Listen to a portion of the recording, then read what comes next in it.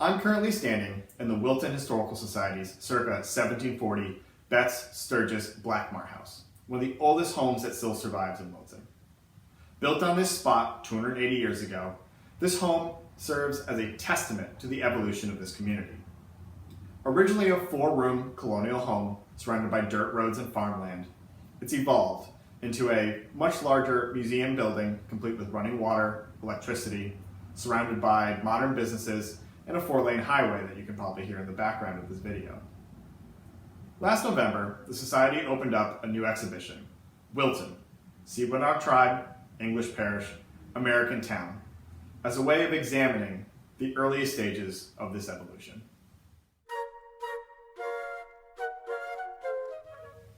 I'm Wilton Historical Society Associate Curator Nick Foster. On this episode of History is Here, I'm going to take you on a tour of that exhibition. Using the former Betts family kitchen as a backdrop, the exhibition explores how in a little over 100 years, the area that is now Wilton transitioned from a wooded river valley home to only indigenous people to a small community of about 2,000 people who all consider themselves citizens of the brand new nation of the United States. We'll explore the objects that these people left behind and examine some of the lesser known stories that today still help to shape this community's identity. While the Betts house is among the oldest in Wilton, its builders were not the first people to settle here. Indigenous people have inhabited Wilton for thousands of years before contact with Europeans in the 17th century. Many native people lived along the Norwalk River, which flows south through town to Long Island Sound. The river provided fresh water and fish, and the fertile land of the Norwalk River Valley allowed for agriculture. Contact with Europeans proved to be disastrous for these groups, as European disease caused the plague that wiped out an estimated 50 to 90% of the indigenous community in New England between 1616 and 1619. 2 armed conflicts with arriving European colonists further reduced the native population, as well as drastically reducing their territory. The group that lived in Wilton at the arrival of the first English colonists in the early 1700s were the Siwanogs, who totaled about 100 people in 2 separate communities, one near Chestnut Hill and another near Merwin Meadows. As more colonists arrived, they left their settlements and were pushed north into Litchfield County, where their descendants still live as part of a community known as the Schaghticokes. The evidence of indigenous people in Wilton still survives in the form of artifacts, such as projectile points and cooking tools, as well as place names like Pimplewog. The first English colonist to establish a permanent home in Wilton was Jonathan Wood in 1706. At that time, Wilton was actually a part of the town of Norwalk, whose northern boundary extended all the way to Ridgefield. Local residents were required to travel all the way to South Norwalk for church services and town meetings. In 1726, residents petitioned Norwalk to create Wilton Parish.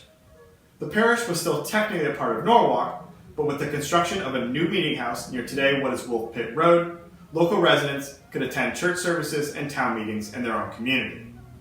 The parish continued to grow throughout the 1730s and 1740s with the addition of families like the Keelers, Abbotts, Lamberts, and Raymonds.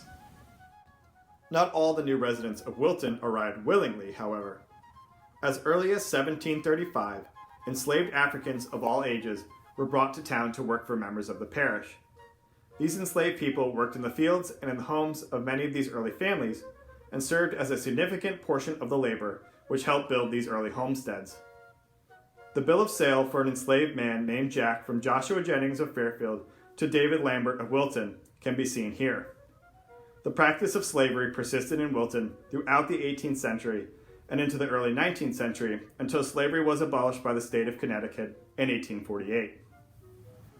Wilton remained a fairly small community of English colonists throughout the 1700s, sustained by family farms and with goods provided by local craftsmen. But that's not to say the community was completely isolated.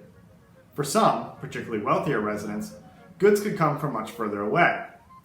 Behind me, you can see a fine silk red waistcoat belonging to a Wilton man from around 1760. The silk was definitely not produced locally and probably came from Europe or even as far away as Asia. Objects like this small saucer belonging to a member of the Raymond family were also most likely crafted overseas and inspired by Chinese porcelain. Other artifacts were influenced by much more local ideas, such as this iron tomahawk head, which was created by a colonial blacksmith based on the design of the common Native American tool. Starting in the 1760s, relations between the colonists and the British government back in England took a turn for the worse. And with the start of the American Revolution, many Wiltonians were faced with a choice: remain loyal to the crown and the heavy hand of King George III, or make their voices heard and fight for their independence. Many Wiltonians chose to fight. Beside me is a portrait of a member of the Grumman family of South Wilton, believed to be that of Nehemiah Grumman, who during the war joined the cavalry of the Continental Army. In 1777, the war literally came to the front doors of many Wiltonians. After the raid on Danbury by General Tryon of the British Army, a battle was fought in Richfield, and the aftermath spilled over into Wilton, and Wilton militiamen harassed members of the British Army all the way back to their boats in Westport. In 1783, the war ended, and those living within Wilton were now residents of the newly formed United States of America. 2 decades later, in 1802, Wiltonians sought their independence again, although this time they didn't need to go to war for it. Through a petition to the General Assembly of Connecticut, Wilton was awarded a town charter, and they officially separated entirely from Norwalk. In a little over 100 years, those who had lived within the boundaries of what's today Wilton had experienced quite the change. Little do they know what transformation was yet to come over the next 2 centuries. And who knows what change we might see tomorrow. Thanks for watching. Remember that to know where we're going, we need to know where we've been. And stay tuned for more history.